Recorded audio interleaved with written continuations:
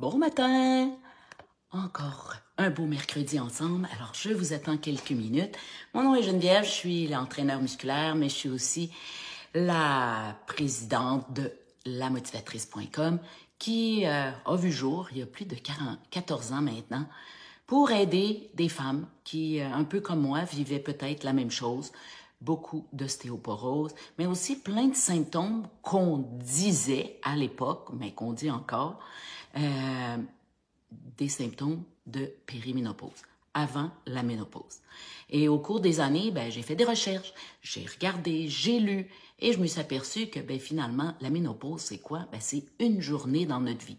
C'est 12 mois après notre dernière menstruation, ce qui, en général, pour la plupart des femmes, indique qu'on ne pourrait plus être mère. Alors donc, j'ai continué mes recherches et je me suis dit, qu'est-ce qui arrive justement à la périménopause? Et là, la périménopause, ça arrive de plus en plus jeune. On disait, quand j'ai commencé mes recherches il y a 14 ans de ça, que la périménopause, c'était une période 7 à 10 ans avant la ménopause. Et la ménopause, en moyenne, arrive vers l'âge de 51 ans. Donc, logiquement, vers 41, 42, 43, on pourrait avoir quelques petits symptômes, qu'il y a des choses qui changent dans notre corps. Parce qu'il n'y a rien qui arrive comme ça, à part l'hormone du stress. Elle arrive comme ça. On a un petit stress, on a une contrariété, et ça, là, ting, le cortisol, ça arrive tout de suite pour nous défendre, pour s'assurer qu'on va survivre. Mais la ménopause, non, ça n'arrive pas comme ça.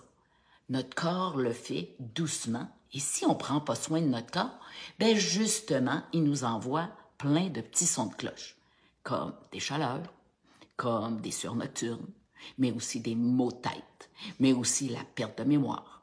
Il nous envoie des maux musculaires, il nous envoie... Et aujourd'hui, on dit qu'il y a 70 symptômes de périménopause. Et aujourd'hui, on croit, certains médecins croient, qu'à partir de l'âge de 30 ans, on peut avoir des symptômes de périménopause. 30 ans. Quand on arrête notre chance d'avoir des enfants à 51 ans en moyenne. Ma mère a été menstruée jusqu'à l'âge de 60 ans. 60. Et en général, la génétique fait qu'on suit un peu le cycle de notre mère ou de nos tantes. Alors, imaginez, j'avais des symptômes de périménopause à 40 ans. Et si j'avais vraiment écouté mon corps, naturellement, je serais peut-être encore aujourd'hui menstruée, donc non ménopausée. Mais qu'est-ce qui arrive à notre monde? Eh bien, je ne suis pas certaine que c'est des symptômes de périménopause. Je crois seulement que c'est des symptômes parce qu'on ne prend pas soin de nous. L'homme change trop rapidement.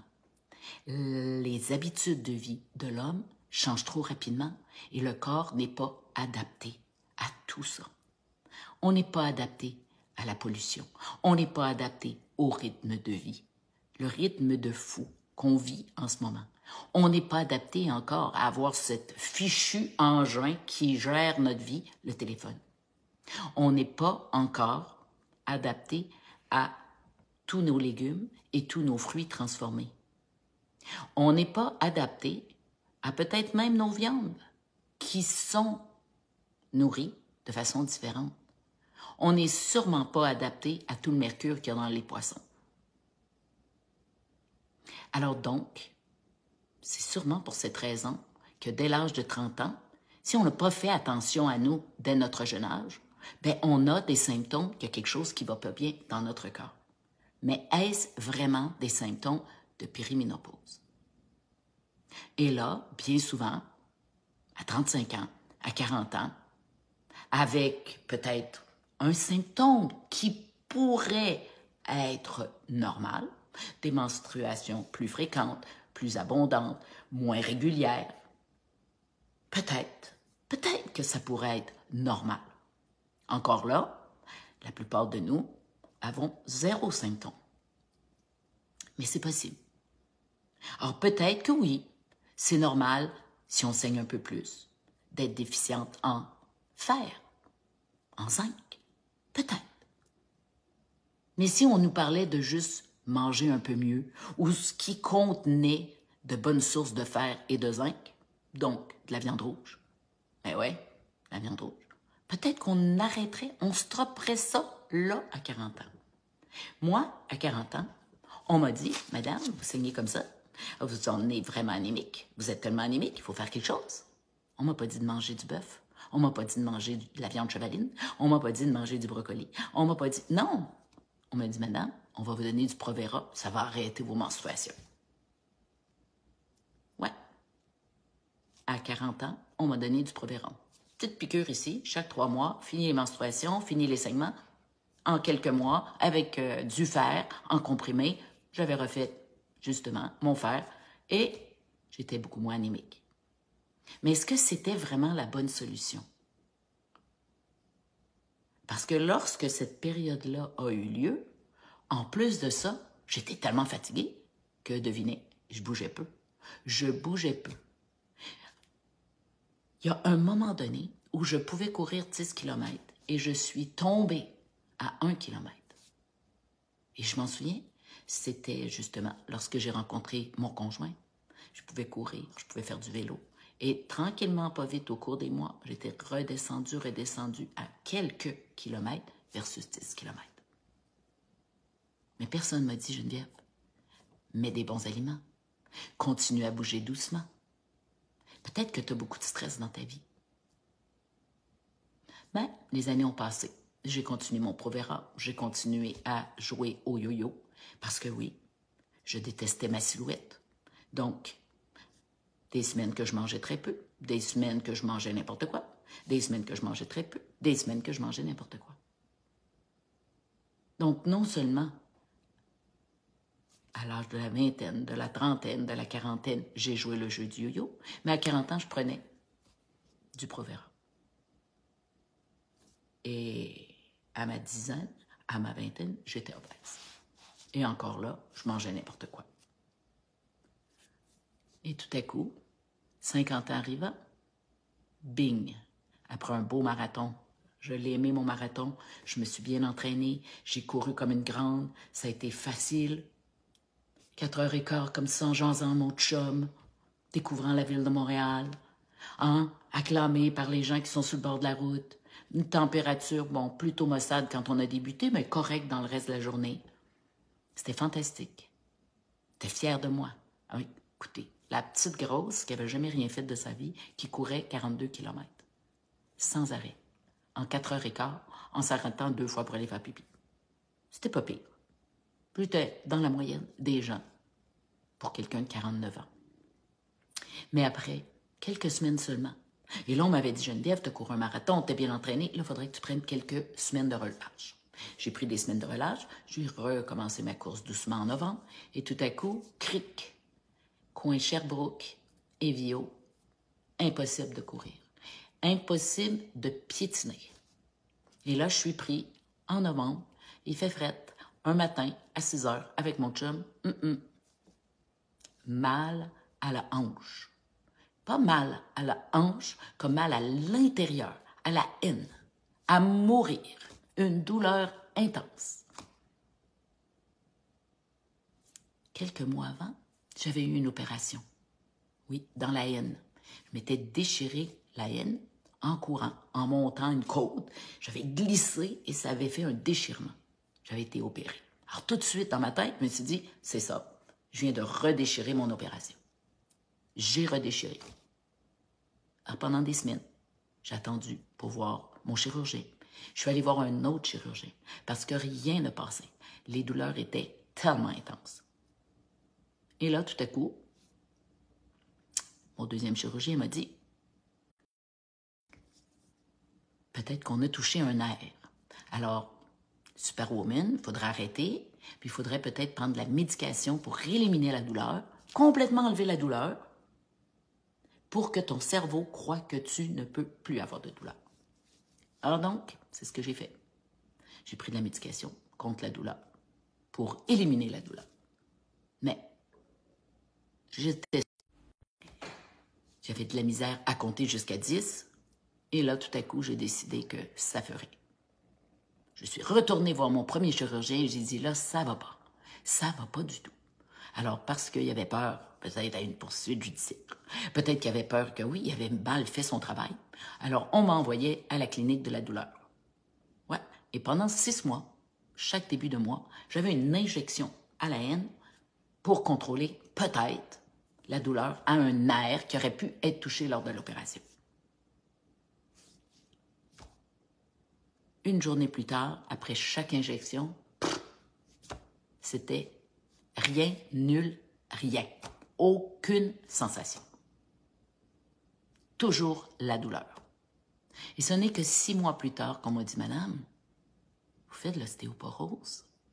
Vous faites de l'ostéoporose et votre hanche est finie. Il faut la remplacer. Moi, Geneviève, 50 ans, poids santé, entraîneur depuis quelques années, qui mangeait sa coche. Ben enfin, comme les nutritionnistes m'avaient enseigné, 3 repas, 3 collations, des bons grains, bons légumes, plein de fruits, des bonnes doses de protéines ici et là. Eh bien oui, à 50 ans, remplacement de hanche. Et c'est là que j'ai commencé à m'intéresser à l'ostéoporose. Parce que on m'a dit aussi, l'ostéoporose, on ne peut rien y faire. On ne peut rien y faire. Voyons donc. Le corps est une belle machine. Moi, je suis certaine que si on prend soin de notre machine, ben, on a beaucoup moins de chances d'avoir toutes ces fichues maladies. Et l'ostéoporose, ben, c'est une fichue maladie. C'est une maladie silencieuse, comme je les appelle. Un peu comme l'Alzheimer. Un peu comme le diabète. C'est silencieux. Ça fait pas mal. Jusqu'au jour où il est trop tard. Et qu'est-ce que c'est l'ostéoporose? Bien, l'ostéoporose, c'est une fragilité, un changement d'architecture dans nos os qui font que nos os deviennent fragiles, qu'ils peuvent se casser facilement. Et dans nos os, bien, on a une coquille extérieure qui est plutôt rigide et justement des fibres à l'intérieur. Alors c'est ça, c'est la décomposition de ces fibres et aussi de sa coquille. C'est ça l'ostéoporose. Et ça fait pas mal. Ça fait pas mal, mais ça fait son chemin. Et aujourd'hui, on voit de l'ostéoporose chez les jeunes de 20 ans. Et oui. Pourquoi? Parce qu'ils mangent mal depuis qu'ils sont petits. Parce qu'ils ne bougent pas depuis qu'ils sont petits. Parce qu'il y a plein de toxines dans les lieux où ils habitent, dans les écoles, depuis qu'ils sont petits. Donc, imaginez-nous à 40 ou 50 ans. Moi, j'avais tout pour avoir de l'ostéoporose. Tout.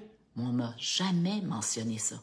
Parce que on dirait qu'ils ne savent pas que ça peut arriver à 20 ans, à 30 ans, à 40 ans. Oui, la science dit qu'à partir de 25-30 ans, ta masse osseuse va peut-être diminuer. Ta masse musculaire va peut-être diminuer si tu fais rien. Mais on n'en parle pas.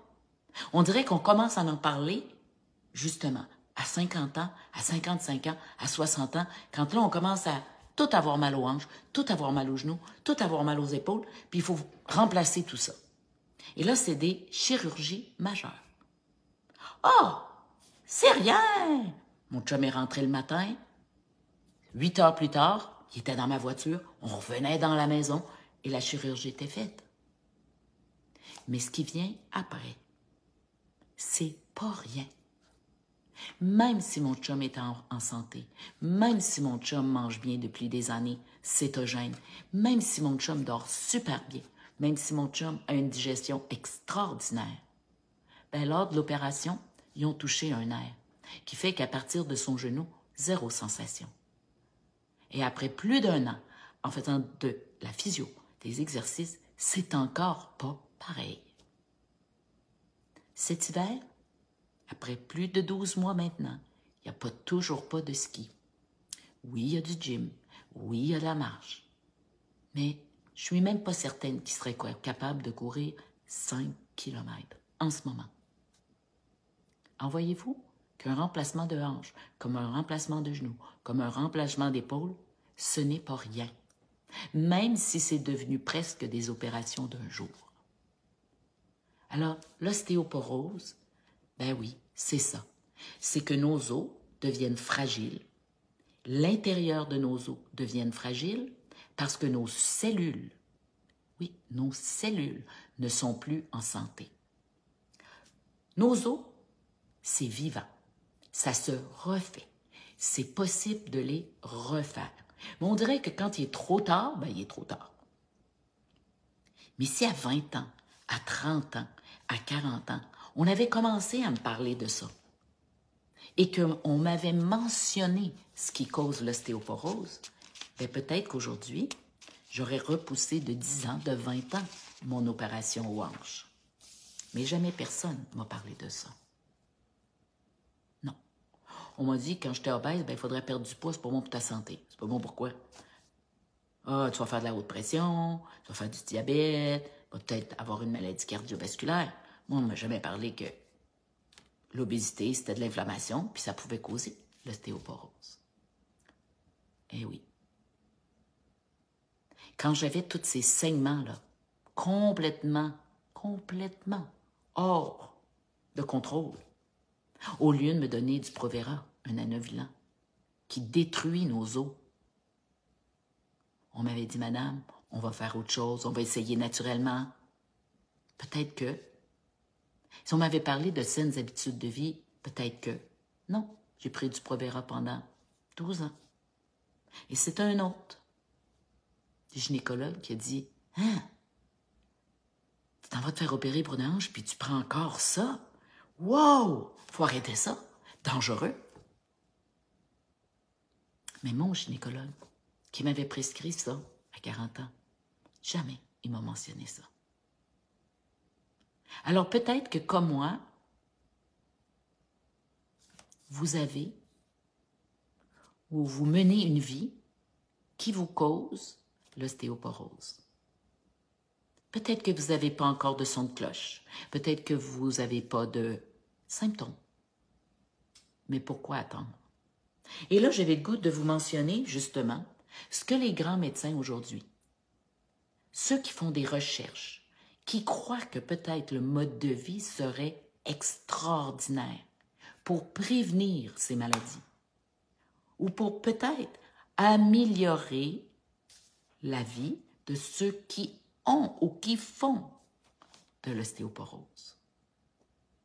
Alors voilà, je vous nomme quelles sont certaines choses qu'on pourrait peut-être minimiser, éliminer, transformer avant justement que l'ostéoporose soit dans tout notre corps ou qui ait pris place dans un ou quelques parties de notre corps. Eh bien, ça commence par connaître votre génétique. Oui. 80% des gens qui ont des parents qui souffrent d'ostéoporose, ben, risquent de faire de l'ostéoporose. Si on m'avait dit ça, vraiment, là, qui avait pris sérieusement, qui m'avait posé cette question-là quand j'ai commencé à aller voir mon médecin, j'avais mal à une hanche, j'avais mal à la haine. Est-ce qu'il y a de l'ostéoporose dans votre famille? Chez nous, il n'y en a pas un peu, il y en a énormément. Mon père, dès l'âge de 13 ans, a subi un premier remplacement de hanche. 13 ans. Parce qu'il était obèse, parce qu'il mangeait mal, parce qu'il avait fait des sports. Une balle a cogné sa hanche, une balle, à 12 ans, 13 ans. Et il a dû subir un remplacement de hanche. Mais depuis, 22 remplacements de hanche. depuis 2 genoux, depuis une épaule. Et s'il était juste un peu plus jeune, on aurait continué. Alors mon père serait bionique. Ses mains, tout croche, ses poignets, ses coudes, de la douleur, tous les jours de la douleur. Dans le bas du dos, dans le cou, partout. L'ostéoporose aujourd'hui est partout. Est-ce que je veux être comme ça? Est-ce que je veux souffrir comme mon père souffre? Même s'il est bon, il voit la vie du bon côté, il a toute sa tête, il est autonome encore à 89 ans, il conduit de peine et de misère sa voiture. Est-ce que je veux être comme ça, moi, à 89 ans? Ne plus voyager depuis quelques années, avoir une toilette adaptée, hein? Ne plus être capable d'aller dans certains cinémas, de plus aller au théâtre parce que c'est pas adapté pour lui, pas capable de monter les marches, à peine chez moi 4 marches, peut pas venir tout seul. Est-ce que j'ai le goût d'être là? Eh bien non. Donc si on m'avait parlé à 40 ans, Madame, vous saignez beaucoup, papa, vous savez, ça peut causer quel genre de background, maman, peut-être qu'on aurait pu, au lieu de me donner du Provera, puis de me retourner chez nous, on aurait pu dire, Madame, là, il serait le temps de prendre soin de vous, là. Le yo-yo, là, ça fera. L'obésité, ça fera. Il faudrait recommencer à bouger un peu. Non, on m'a rien dit de ça. Alors, la génétique est extrêmement importante, mais comme n'importe quoi, elle peut être diminuée, elle peut être presque éliminée. Pourquoi? Parce que si j'avais complètement changé mon mode de vie, peut-être que le 20% ou le 30% de génétique ne m'aurait pas affecté. Mais l'alimentation, par exemple, l'alimentation. Nos cellules sont faites de protéines. Nos cellules ont besoin de bons gras. Pas d'une tonne de gras, mais de bons gras. Nos cellules ont besoin d'être en santé. Je vous l'ai dit, les os, c'est vivant. Donc, c'est comme la peau. Il y a quelques cellules qui se dégradent et il faut qu'ils se dégradent pour que de nouvelles cellules se forment. C'est exactement la même chose pour nos os. Et l'architecture intérieure qui est mollasse, qui est des fibres qui sont un peu moelleuses, et la carapace. Donc, l'alimentation est importante, mais aussi votre digestion. Nous sommes ce que nous digérons. Si vous ne digérez rien, ben, je suis vraiment désolée. Vos cellules, métaboliquement, ne seront pas en santé. Alors, peut-être qu'ils ne pourront pas se dégrader pour donner place à de nouvelles, ou peut-être qu'ils n'auront pas les outils pour reconstruire de nouvelles.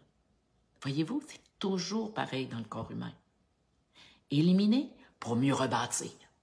Alors donc, peut-être que votre alimentation, il faudrait la transformer dès aujourd'hui. Pourquoi? Bien parce que peut-être que vous êtes en manque de vitamines, du calcium, la D3, puis tous les minéraux, le magnésium, le potassium, le cuivre, le chrome, tout ça, on en a besoin. Peut-être que vous me dites, moi je mange bien, Geneviève, il n'y a pas de problème. Mais est-ce que vous digérez bien? Si ça remonte tout le temps, si vous êtes toujours en diarrhée, si vous êtes toujours constipé, si vous êtes toujours ballonné, peut-être que oui, vous mangez bien, mais il y a quelque chose dans votre alimentation qui fait que vous digérez mal. Donc, vous ne pouvez pas utiliser ce que vous mettez dans l'assiette. Peut-être que votre corps, il fait juste éliminer par le bas tout ce que vous mettez dans l'assiette. Donc, vous êtes en manque de minéraux, vous êtes en manque de vitamines, vous êtes en manque de tout, de protéines aussi. Vous êtes un peu trop végétarienne, il faudrait peut-être remettre des protéines dans votre assiette. Les os ont besoin de bonnes protéines, de très bonnes doses de protéines. Et si vous les digérez pas très bien, bien, il faudrait peut-être en mettre un peu plus pour au moins avoir la base. Si votre métabolisme, votre système a de la misère à transformer justement vos bouchées, il faut en mettre un peu plus. Et c'est peut-être pour ça que, oui, à 20 ans, vous étiez bien, à 30 ans, vous étiez bien, mais à 40 ans, vous êtes petit, en manque. Alors, l'alimentation est extrêmement importante. La digestion Faites attention à votre digestion. Si vous êtes vous avez des problèmes de digestion, commencez à trouver la cause. Essayez de trouver la cause. Ensuite, il y a le sarcopenia. J'ai toujours la misère à dire ce mot-là. Sarcopenia. C'est le manque de masse musculaire. Ben oui, on ne bouge plus. Si on ne bouge plus, on n'a plus de muscle. Le muscle se situe sur les os. Ouais. Il donne un message à l'os de se rebâtir. Si vous n'en avez pas, ben, ça va être difficile d'envoyer le message à vos os. Donc, très important de faire attention à ces symptômes-là. Vous êtes un peu démunis, hein? Vous n'avez rien ici, là, juste vos petits os. Parce que oui, on peut faire de l'ostéoporose très mince, comme on peut en faire si on est obèse. Alors, faites attention à ça. Et c'est la même chose. On commence à, justement, perdre de la masse musculaire parce qu'on s'alimente mal. On dort mal. On ne bouge plus. Ça revient toujours à la même chose, finalement. Ensuite, le stress. Oui, le stress tue. Mais le stress peut créer de l'inflammation. Le stress peut créer une mauvaise digestion. Le stress peut faire que vous assimilez mal vos aliments. Le stress peut faire que vous dormez mal. Vous ne réparez pas facilement votre corps. Et voilà, l'ostéoporose pourrait arriver plus rapidement. Gérer son stress. Mettre ce petit appareil que j'utilise pour vous parler hors de votre vie. Marchez doucement. Marchez doucement, pas pour vous entraîner, pour respirer, vous oxygéner, avoir du plaisir, regarder les plantes, regarder la nature. Vous donnez quelques moments de yoga par semaine, un massage, même l'esthéticienne, prenez du temps pour vous. Ça pourrait vous aider. Naturellement, l'inflammation chronique, on le sait très bien, mais l'inflammation chronique ne causera pas seulement l'ostéoporose, pourra causer le cancer, pourra causer des maladies immunes, pourra causer plein de choses. Alors faites attention. Votre santé hormonale. Ah, et là on va dire, ben c'est la ménopause. C'est la ménopause. Oui, c'est sûr qu'à cette période de notre vie, ça peut aller plus rapidement. Et on le dit, la science le dit, souvent c'est les 7 années qui suivent la ménopause. Donc, 12 mois après la dernière menstruation, c'est la journée de votre ménopause. Et les 7 ou 10 années qui suivent, c'est les années où vous devriez faire le plus attention à tout ce que je mentionne. Parce que vos hormones, vos ovaires ne fonctionnent plus. La progestérone, l'estrogène doit être produit par d'autres organes de votre corps. Et peut-être que ces organes-là fonctionnent moins bien, sont plus lents. Et oui. Donc, il faut faire attention à votre santé hormonale. Mais il n'y a pas juste ces deux hormones-là. Il y a la testostérone, ouais, celle qui nous donne le goût de bouger. Et oui, les femmes aussi, on a de la testostérone. On pense toujours que c'est juste les hommes. Non, les femmes en ont beaucoup aussi. Et c'est essentiel pour avoir le goût de bouger, pour avoir de l'énergie, pour avoir de la libido. Mais aussi, c'est extraordinaire pour ne pas faire d'ostéoporose. Et il y a certains médicaments qui peuvent causer, je vous l'ai dit, progestérone, anovulant. Il y a aussi tous les antiacides, reflux. Ah oui, ça empêche que ça monte, ça empêche que vous soyez ballonné, mais ça ne vous aide pas à mieux assimiler ce que vous mangez. Non, ça enlève la douleur, ça enlève le reflux, mais ça ne vous aide pas. Donc, si vous prenez une de ces médications, peut-être qu'il faudrait faire attention. Oui, attention. Ne pas les éliminer du coup, mais peut-être trouver qu'est-ce qui cause ces reflux.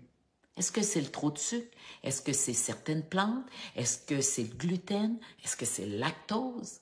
Il faut découvrir ce qui cause pour peut-être les enlever doucement, ces médicaments-là, qui nuisent à votre santé osseuse. Il y a aussi tous les médicaments pour le diabète. Eh oui, diabète veut dire aussi toutes ces nouvelles injections. Et ça, on le sait, c'est dit dans la littérature, si vous cherchez juste un petit peu sur Google et les autres, Ozempic, on vous dira que, ouais, vous allez perdre de la masse musculaire, vous allez perdre de la masse osseuse, donc peut-être qu'on vous mentionne bouger. Bougez en prenez votre médication. C'est bien sûr que dans toutes les cliniques de diabète, comme de cancer, comme de presque tout, on vous dit bougez. Bougez au moins, vous allez peut-être stimuler un peu vos os, vos muscles, et vous allez limiter les dégâts. Mais soyez au courant que ça peut causer de graves dégâts. Ensuite, la médication contre le sommeil et tous ses effets secondaires, les antidépresseurs. Et après ça, là, on se demande pourquoi tant de femmes sont faibles. 50% de ma clientèle prend des antidépresseurs. 50%. Depuis l'âge de 30 ans, depuis l'âge de 40 ans. Parce que la minute qu'on va voir un médecin, un peu pas trop connaissant, vous vivez beaucoup de stress, vous, madame. Vous donnez des antidépresseurs, ça va vous aider à passer à travers votre périménopause, le stress que vous vivez. Est-ce qu'ils ont pris le temps de vous demander qu'est-ce que vous faites dans votre journée, comment vous mangez, respirez-vous par le nez? Non. Ah, 40 ans, tchic, tchic, tchic. Ma fille, 25 ans, tchip, tchip, tchip. Ouais. Et ils disent pas d'aller voir un psychologue ou un coach ou de faire de l'exercice. Oh non, non, je te donne ça, ça va aller mieux. Et les années passent, et les années passent, et les années passent. Et tout votre corps, cellulairement, en subit les effets. Ostéoporose. Même chose, haute pression, tous ces types de médications. Et naturellement, il y a des choses encore plus proche de vous, là, proche de vous dans votre quotidien que vous pourriez changer dès maintenant. La cigarette. Éliminez la cigarette. Oui. Et aussi l'alcool.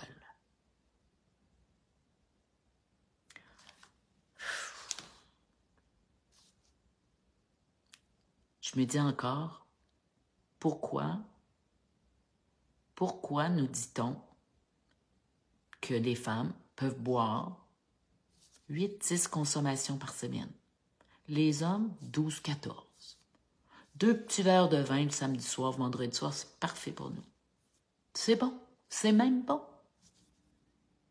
Et pour les hommes, 5 jours semaine de consommation. C'est parfait. Mais non, c'est pas parfait. C'est loin d'être parfait. Il n'y a rien de bon dans l'alcool. Et c'est encore pire qu'avant. Pourquoi? Parce que tout le reste est pire qu'avant. Quand le sol était en santé, les raisins étaient en santé, le vin était peut-être meilleur. Mais il y avait aussi moins de stress dans nos vies. On s'arrêtait. Il y avait moins de pollution dans nos maisons. Il n'y avait pas ce fichu téléphone. On était plus actifs. Donc, même si on mettait un petit peu de vin dans notre vie, ça ne nous nuisait peut-être pas aussi rapidement qu'aujourd'hui. Les statistiques disent de plus en plus que 2 verres de vin chaque jour pour une femme va monter vos chances d'avoir un remplacement de hanche ou une brisure à la hanche à 70 %. 70 %. Imaginez. Un verre de vin,